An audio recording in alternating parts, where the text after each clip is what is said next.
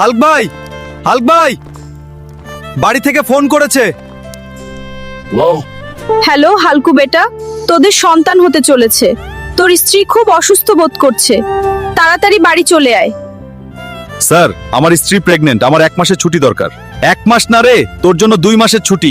ভালোভাবে বাবা হয়ে ফিরে আয়। সাদিয়া, তোমার কিচ্ছু হবে না। ডাক্তার বাবু, অপারেশন শুরু করো রে, আমার স্ত্রীকে বাঁচিয়ে দাও রে।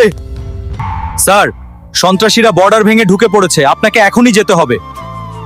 মা, আমায় যেতে হবে। হালকু, তুই কেমন স্বামী রে? এই অবস্থায় তোর স্ত্রীকে রেখে তুই চলে যাবি? কিন্তু মনে রাখিস, তোর এই মুখ আমাদেরকে কখনো দেখাবি না।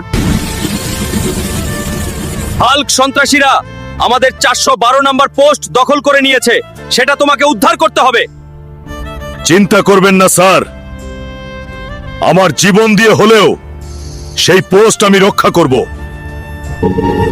ডায়েরিটা আমার ওয়াইফকে দিয়ে দিবেন। আজকে আতঙ্কবাদীদের নাম মুছে ফেল।